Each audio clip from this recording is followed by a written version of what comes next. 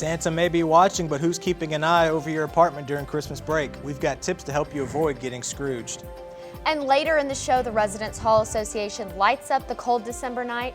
Carol of Lights celebrating more than 50 years of filling Red Raiders with holiday cheer. Turkey may play second flute to the Red Raider football season next year. A look at the negotiations that could spark a Thanksgiving Day tradition straight ahead. And state budget cuts crippling independent businesses. Local pharmacies are having to deal with the state's decision to slash Medicaid funds. From the College of Mass Communications on the campus of Texas Tech University, this is the MCTV Weekday Update. Hello and welcome into this week's edition of your MCTV Weekday Update. I'm Katherine Rowe. And I'm Marcus Officer. Students can't wait for holiday break to wrap up school and head home. But as Ray Patterson shows us, burglars don't go on vacation. It's the holiday we've all been waiting for. The lights are up, the tree is out, and the presents are stacking up. 'Tis the season to be jolly, as long as you secure your belongings. My brother's truck was broken into in the driveway at our house, and they stole his stereo equipment out of the front of the truck, and no one's ever broken into our house, but that was a little bit of a frustrating situation for us, just because we've got some nice neighbors and felt like we lived in a safe place, and to have the car broken into right in our driveway was a little frustrating and I guess a little scary as well. Experts say burglaries are always higher during the holidays because thieves know what most people leave behind. Well, try to prevent holiday break-ins, we've put in a security system, and we've also got neighbors that help watch on the house and come by and check on it. So any little thing we can do to help make it look like people are there to help prevent and check on the house is what we're going to do. According to FBI reports, nearly 400,000 burglaries happened during November and December. So if you're going out of town for Christmas this year, here are a few tips to keeping your home safe. Make sure your gates and backyard fences are locked. Close your blinds. It's an easy target when valuables can be seen through the window. Set a timer on a living room lamp. The unexpected light will seem like someone is home. There are burglary prevention websites with more tips if you and your family are planning a holiday getaway. For MCTV News, I'm Ray Patterson. How long has it been since you last checked your phone? Seconds, right? We all pretty much use our phones for everything now on. From texting, checking emails, surfing the web, and banking, some of us even use our phone to make calls. But the more information we keep in our phones, the more at risk we are to hackers. You know, if you have a phone number, you can run algorithms from a computer that will connect to that phone. And then you can try to, once you're in the phone and you've got the password, everything's free and open. Research shows it can take an expert hacker just 6 minutes to break into a phone, and all brands are hackable. iPhones, Androids, Windows. Experts say you should have a complicated password and realize that your eyes may not be the only ones looking at your phone. So, Marcus, how many parking tickets did you get this year? Enough for them to put a boot on my car. But it can be tough for students to find a place to park on campus, and it's not cheap. But as Sophia Halbrook found out, it's about to get even more difficult. With Texas Tech University enrollment booming to over 30,000 students, the 7th largest student body in the state of Texas needs plenty of places for students to park. The most desired parking lots are Commuter North, located west of the Jones Stadium, and Commuter West, just west of the United Spirit Arena. Heather Medley, the marketing and training coordinator at Tex Parking Services, said it's possible for any student to snatch permits in either lot every semester. We have over 300 spaces available. They're not all going to be located where folks want it to be, especially not in West Texas where folks are able to park inside their houses, but there are spaces available all over the place. Medley also said Tech's best kept secret is satellite parking, located west of Tech's Health Science Center. Satellite parking may be further out, but Medley said it's just about a 7-minute bus ride onto Tech's campus and an affordable cost at $39 for a school year. Medley said Texas Tech has decided to also sell parking permits in Raider Park, which is only 1/3 of the way full. There are many students at Tech that are on the waiting list to park at either Commuter North or Commuter West parking lots, but students have another alternative. It's just a short walk over this bridge to Raider Park parking garage where students can park at the same price as they could at Commuter West for the semester. Colt Cumrine, a student construction engineering major at Tech, holds a parking permit at Raider Park. He said he would have preferred commuter north parking, but Raider Park was the next best option for him because he is still close enough to walk to class. It's enclosed, it's nice, there's security cameras, you don't have to worry about leaving stuff in your vehicle. I guess the negative is just timing. You have to be on their schedule, not your schedule. Medley and students tend to agree planning ahead is crucial to getting prime parking real estate. At $142 for a school year permit, Commuter North is the priciest commuter lot. Raider Park and Commuter West permits cost the same at $124 for the school year. For MCTV News, I'm Sophia Hallbrook. We all know Texas has been in a serious drought, especially here in West Texas. Farmers who sold a record crop of cotton last year are now seeing the worst harvest of their lifetimes. Holly Kitten introduces us to a farmer hit hard by the lack of rain.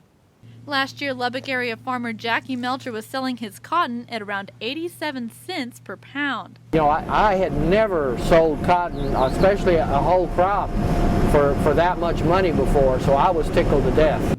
This year, things are a little different. After suffering one of the worst droughts in Texas history, many farmers had to abandon their dryland crop. For Melcher, his dryland fields hardly existed due to the extreme heat. We kept them going. I've got one pivot over at another place that, I mean, it's worse than most dry land that I've ever grown. I don't think it's going to make a half a bale. Melcher is currently harvesting the little crop he has this year. He said their gin usually handles around 40,000 bales, but this year they will only get around 13,000. In August, Texas AgriLife calculated the total agriculture loss at $5.2 million this year. Kenny Day, the area director at the Lubbock Cotton Classing Office, said those numbers affect more than just the farmers. During the harvesting season, cotton from around the High Plains area is sent to the Lubbock Classing Office. There, the cotton is graded based on its color and fiber length. Because of the low yield this year, about 100 fewer employees were hired, and the season is expected to end a couple of months early. Our employees didn't get as much work as they would typically get, which I'm disappointed for. It's money that's not, being brought into the Lubbock economy because we've got such a drought-stricken cotton crop. They said the area will need moisture as early as this winter to help prevent a low yield next year. It's going to be really bad if we don't get rain, and a lot of rain. Right. This thing won't turn around, though. I still got to turn. As for Melcher, all he can do is pray. When it comes to predicting the weather, he relies on some old advice. My daddy always told me only fools and newcomers try to predict the weather in Texas. For MCTV, I'm Holly Kitten. Agriculture isn't the only industry on the South Plains that is struggling. What the state's recent budget cuts mean for small-town pharmacies straight ahead. And still to come, football fans ready for the Red Raiders to start fresh next season, and the 2012 matchup against the Longhorns could start a new tradition for Texas Tech. I'll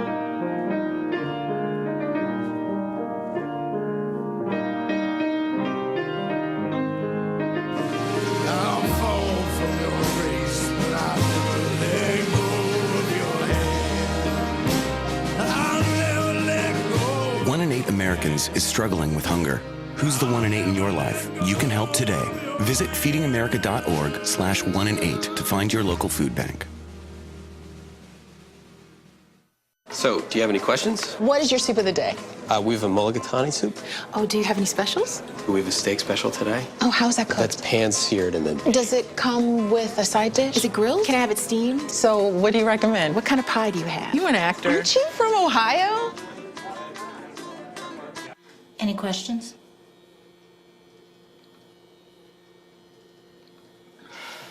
Ask questions. For the 10 questions everyone should know, go to ahrq.gov. Global warming is a problem. It's a problem. I wanted to do something to become more energy efficient. To protect the environment. To protect the future. So I turned to Energy Star for help. Energy Star is helping me be part of the solution. Everyone can join the fight against global warming. Go to EnergyStar.gov to learn what you can do. Together, we can all make a difference.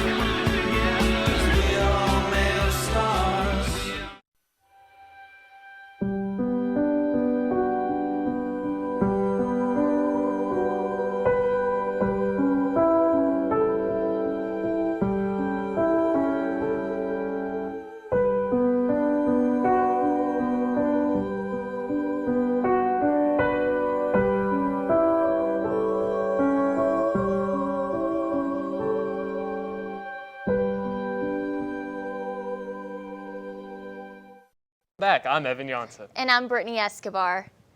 Students have a lot of choices for where and what to eat around campus, but that can be a problem. As Ray Patterson shows us, there are healthy options available, but that doesn't mean students are choosing them. Eating on a university campus isn't always as easy as it may seem. With so many options to choose from, seeking out the right foods might be more challenging.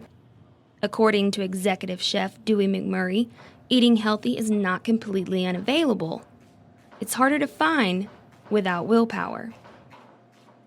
If you're standing in a line and there's a salad bar over here and there's fried chicken and beef stew and some other things, you might have to sit there and consciously think about what you're eating and make the right choice.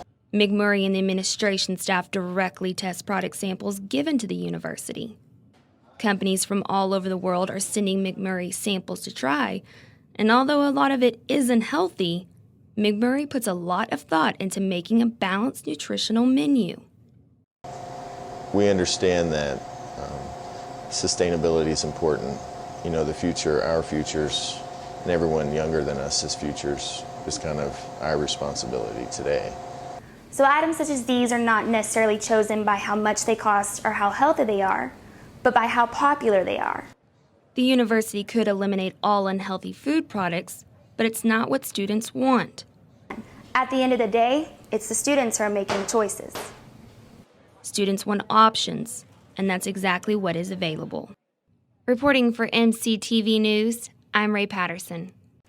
Evan, now I heard you like Philly cheesesteaks, is that right? The only time I ever skipped out on a Philly was to play Monopoly with my grandma. But I make sure to take advantage of the Tech Recreation Center. The Rec Center doesn't only offer its daily gym services, but sometimes hosts special wellness events. Dumbbells, saunas, and drums. Students entered the Rec Center for more than the usual workout. There was a steady flow of students for this semester's Tech Well.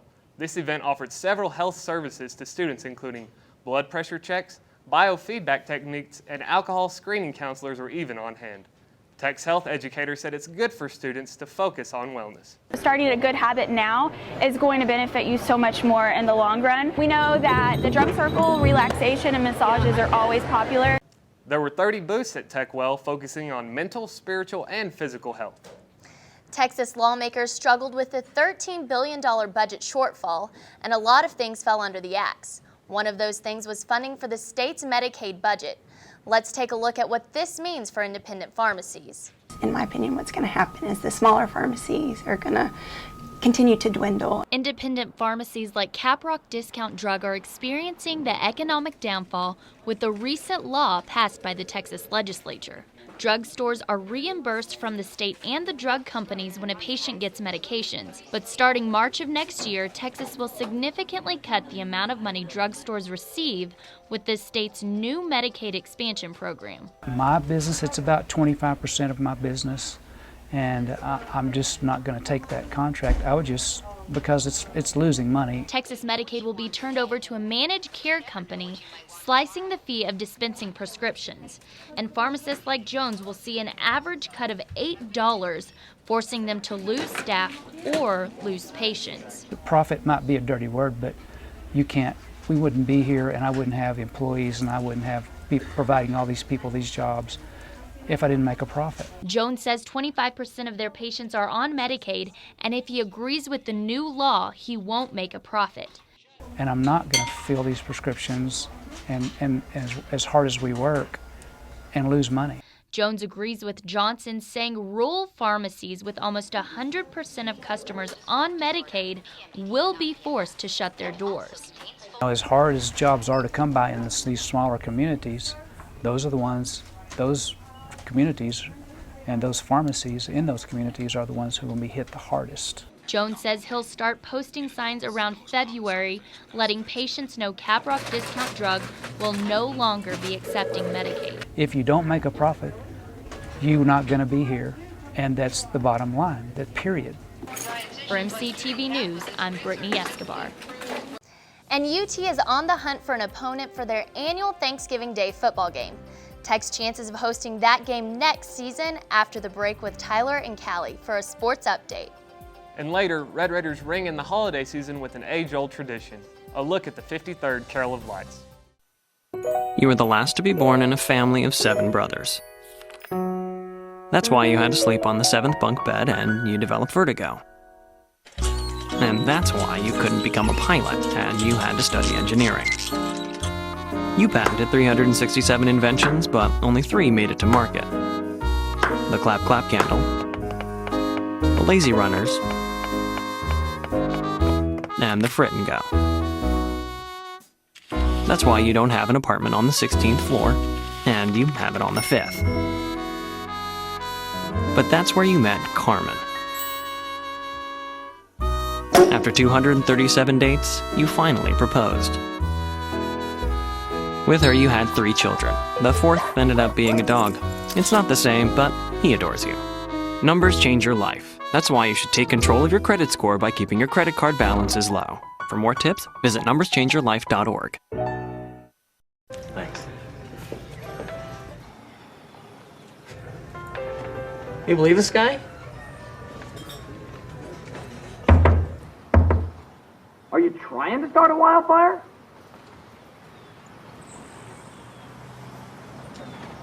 Sorry. Pass the honey? 9 out of 10 wildfires are caused by humans. Only you can prevent wildfires. I'm lucky. Let me help you with that. I get to do something I love. It has nothing to do with touchdowns or titles. Everybody bring it in. I get to play a part in the life of someone just starting out. How many of you think homework is just as important as teamwork? I help keep kids in school. Good. And that's the name of the game. My name is LaDainian Thomason. I don't just wear the shirt, I live it. Give, advocate, volunteer. Live United. Welcome back. I'm Callie Leahey. And I'm Tyler Bean with your MCTV Sports. With this year's conference upset, the Big 12 is rethinking some of those discontinued traditions. The most notable, the Thanksgiving face-off between Texas A&M and the University of Texas. Katherine Rowe has more on the possibility of Texas Tech taking over that tradition. As you can see, there's not a lot of activity going on Texas Tech campus during Thanksgiving break, but most of the students that we spoke to said that they would not have any trouble staying in the hub city for a little bit of Turkey Day rivalry. Raider Alley relocated to Arlington this Thanksgiving break, but the 2012 football season could bring the tailgates back to West Texas. As Texas A&M pulls out of the Big 12, UT is looking for an opponent for their traditional Thanksgiving Day game. A&M is obviously leaving the conference. That's who Texas has always played, either on Thanksgiving night or the Friday morning afterward. Obviously, that's not going to take place anymore for the foreseeable future, at least for another 10 years. In hopes of continuing the holiday contest, several ideas have been put on the table. The Longhorns are wanting to stay home for the holiday, so they're planning to host a November game in Austin every year with a 3-way rotation between Tech, Baylor, and TCU. Texas Tech not real keen on that. Texas Tech was hoping to be the team that would be in the rotation with them so they could host a game in Lubbock and it would go back to Austin. But Coach Tuberville is not of the opinion that it's really fair to kind of do that, so he doesn't really want to be a part of the situation if it's just going to be in Austin all the time. But he may not get a say because they get a chance to schedule their home games, and obviously you get a chance to schedule yours. Most students visit home for Thanksgiving, and since Lubbock isn't home base for a lot of Tech students, fans may be few and far between. I don't think that I'm going to be here because it's Thanksgiving, so I have to be with friends and family. So. But extending Thanksgiving break could keep Red Raiders in the hub city. What I think should be talked about is if they host a game on Thanksgiving night, is that they give students the following Monday off. So once classes are over with on, say, Wednesday, you can keep them in town and go to the game on Thursday and then allow them still to go home and have a holiday. With the schedule up in the air and Thanksgiving almost a year away, some students already say that they're willing to give up Mom's green bean casserole for a Red Raider face-off against the Longhorns. Well, we definitely have tailgates, so that definitely helps out, and I think that's a big deciding factor for people that want to stay here for the game, and I think it's such a big hype whenever UT plays here that everyone would want to stay, in my opinion. It is Texas, so that's some people would tell you, hey, Texas is in town, it doesn't matter when, where, we're selling that game out. Texas Tech Athletics would not comment on the possibility of a Thanksgiving Day game against the Longhorns, and a schedule has not yet been decided. Since 1928, Texas Tech and UT have battled it out 60 times on the football field, UT beating Texas Tech 45 of those times. For your MCTV Weekday Update, I'm Katherine Rowe. Too bad we haven't beaten the Longhorns since 2008, but I predict great things for the future. Not to mention we scared the pants off those Aggies in this year's 45-40 epic. Yeah, we still lost though, and it hurt really bad. But varsity athletes aren't the only ones mixing it up on the football field. Every fall, hundreds of students in 4 different divisions take to the intramural fields. Marcus Officer shows us what it's all about. Every year, students take to the fields of the Texas Tech Rec Center to play intramural football. Over 1,600 students on 400 different teams compete for the ultimate goal, bragging rights. Yes! Every night for the last 2 months, students laced up their cleats, strapped on their flags, and competed to make it into the single-elimination football tournament better known as the playoffs. Students battled and played through the heat, cold, rain, and sometimes the haboobs that Lubbock has to offer to etch their names into intramural lore. However, flag football here at Texas Tech isn't a men's-only competition. The Texas Tech intramural football program boasts 4 leagues: men's, women's, co-rec, and a men's and women's Greek league, giving all types of students from different backgrounds the opportunity to play football. Each team plays 3 games over the span of a month to determine their seeding in the playoff bracket. Each of the respective leagues has a championship game. The winners receive a t-shirt and have their picture hoisted onto the walls of the Texas Tech Rec Center. Reporting for MCTV, I am Marcus Officer. Football season didn't go quite as smoothly as we'd hoped, but things are looking good for the spring. Tech athletics and fans are going to enjoy some new facilities this season. Dan Law Field, home of Texas Tech baseball, is expanding. 5,000 fans will be able to watch games this season, and there will be 10 new luxury suites. And the Rawls Golf Course is getting a new clubhouse. Yeah, for the team, it's pretty much just going to bring us a lot closer together. Gives us a place to go to hang out. While we're at the golf course, we can go from in there to the chipping greens right over there, putting greens. So I just think it's going to make us a lot closer team. The new golf and baseball facilities will be great for fans and current athletes, but coaches tell us they'll also help Tech recruit top athletes. We all know Seth Diggy's name and maybe Amanda Dowdy or Kiara Mallard, but Evan Jansa introduces us to a Tech athlete who is one of the best in the world and who you've probably never heard of. Head over to the Don McLeod Tennis Center and you'll likely see a familiar sight. Gonzalo Escobar hammering the fuzz off of tennis balls. The top player for Tech starts his final season ranked number 11 in the country, but head coach Tim Siegel thinks he might be getting slighted. To me, he's a top 10 player in college. Escobar led the Red Raiders to the NCAA tournament last year and has already won the ITA Regional Championship again this fall. But make no mistake, it wasn't just about him. We've taken so long, working so hard every day, and I think just the whole team wins with this title. Escobar is immortalized at the tennis center he nearly couldn't return to. He got mono in the offseason, which forced him to focus on getting his legs back underneath him. Why not get much better than what I'm now? And it was just a bad memory, and luckily I'm over it. So Escobar's unique style made him an all Big 12 player the past 2 seasons, and he also has another trick up his sleeve. Escobar doesn't play like typical players with his right hand, but rather his left, giving him a decided advantage over his opponents. His forehand to his opponent's backhand is a tremendous strength, and he's now utilizing his slice serve a lot more, so that's really helping him win some free points, which he had not done in the past. So you can expect Escobar to bounce anyone that gets in his way the rest of the fall and in the spring. For MCTV, I'm Evan Jansa. Die-hard twihards willing to face the weather and the cold to be among the first to see the saga's newest installment. And Tech Campus readies for Christmas. A look at the tradition that marks the beginning of the holiday season after the break. I got no pulse. We're losing him. Charging. He's in VFib. Shocking. Drives it real all the time. We just had a few drinks. This can't be happening. Are we clear? Clear. You just buzzed. Just buzzed. You didn't tell us that, sir. You're right. This isn't happening. He'll be fine. I feel good. Really? No, not really. Buzz driving. Maybe we should stop acting like it's no big deal. Shocking. This financial advisor is being accused of committing one of the largest investment frauds in the history of the United States. I guess we're not going to Aspen. That's fine. You see, I like tennis balls. He likes insider trading. So he's going to jail and I'm going to a shelter. And no, they're not the same thing. Shelters are for good pets that want to be adopted. Jails are for criminals. I did nothing. Uh-oh. Okay, I stole a cheeseburger once on my dog. Welcome back. Some call it a cult, some call it our generation's perfect fairy tale. Either way, Twilight has fans wrapped up. No matter if they claim Team Edward or Team Jacob, the movie's latest installment brought hundreds out to the midnight showings. On November 17th, Twilight fans lined up in 30-degree weather to see the moment they've all been waiting for. As long as we both shall live. Lubbock Tinseltown Movie Theater sold out all 15 premiere showings to the dedicated enthusiasts. Followers of the Stephenie Meyers novels, such as Andrew Rahino, had high hopes for the fourth movie of the Twilight saga, Breaking Dawn. I'm excited to see how the whole pregnancy thing happens and how all that plays out and all the conflicts with her being pregnant and stuff like that. Young fan Aspen Graham boasted about her coveted spot in the premiere line. A lot of my friends are jealous that I'm coming to see it because they have to wait until there's no more people. Here I am at the premiere for the fourth Twilight movie, Breaking Dawn, where fans come together for their love of the book. However, one thing divides them.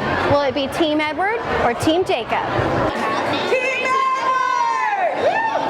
Team Jacob! Rahino took a definite side on the matter.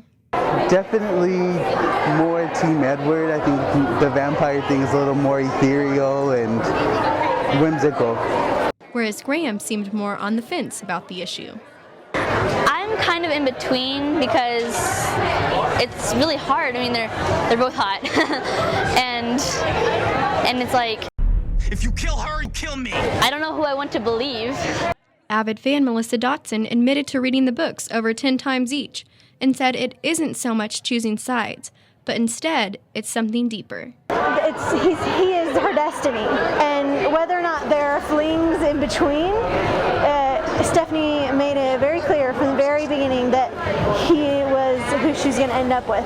Twilight devotee Robin McNeese gave her first impression following the midnight premiere. I thought that it was a little weirder. There was a lot of graphic parts where I had to look away or not watch because it was kind of gross, but I still really enjoyed it. Breaking Dawn raked in $30.3 million in the box office opening night and is expected to be the highest grossing movie of the saga as of yet.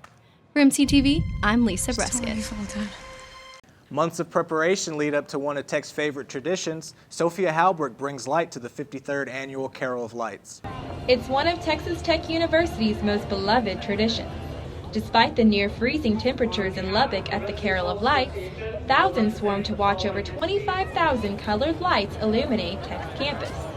Students, families, and Tech enthusiasts alike all join together for one purpose: to feel the Christmas spirit in the chilly air at the flip of one switch. The chilly temps here in Lubbock put the brr in bright lights here at the 53rd annual Carol of Lights, where it's beginning to look and feel a lot like Christmas. But the lights aren't the only reason folks braved frosty weather on a Saturday night.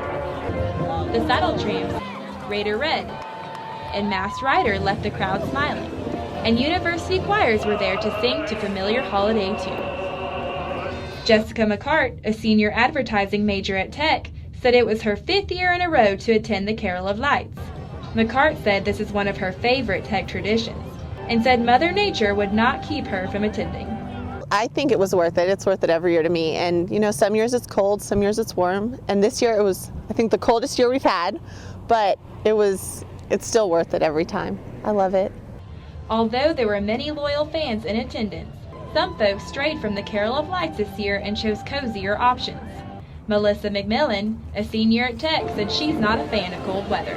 Well, I was planning on going this year. I even went to a little get-together where we all were planning on having a few drinks and then going out to Carol of Lights, but it just got so cold that I bailed. I totally missed it this year. I could not deal with the weather. The Residence Hall Association has been working the entire fall semester to coordinate the event that lights up 13 buildings on Tech's campus. The lights will light up the night December 4th, 2011 to January 1st.